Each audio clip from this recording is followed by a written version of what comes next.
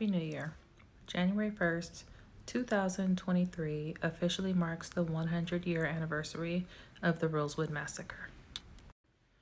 This year is Fannie Taylor, and on January 1st, 1923, her neighbor was walking down the street only to hear her screaming and crying. When he runs into the home, he finds her battered, bruised, and bloody, where she tells him that she was assaulted by a black man.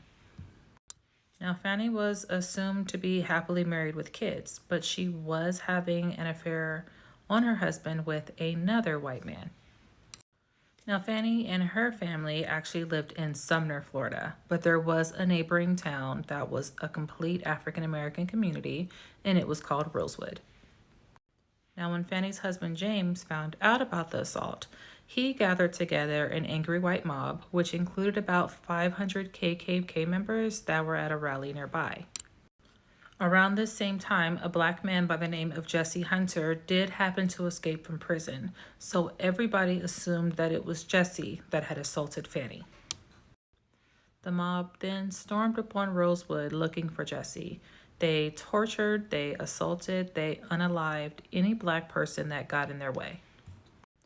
Now, newspapers falsely reported that a race war had broken out in Rosewood, sending more angry white mobsters into the city to defend the white people that they felt were being unjustly attacked.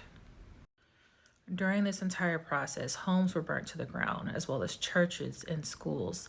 Some people were even forced to dig their own grave before they were unalived and thrown into it. All black residents in Rosewood had to flee their homes. They spent several days hiding in swamps or in stores of any white owners that would let them do so. Mobs dispersed after about 3 or 4 days, but on January 7th, they did decide to return and burn down whatever was left of the city.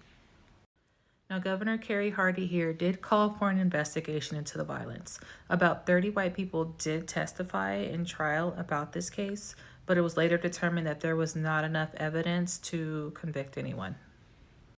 Black people in the community never returned back to the city. None of them even showed up for the trial because they were all afraid of retaliation.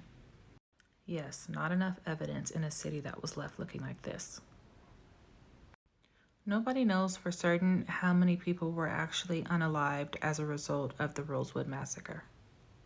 But what we do know is that it was all the result of one white woman lying about having an affair and then blaming a black man for it. And if you want to know more, you can watch the 1997 film Rosewood, directed by John Singleton.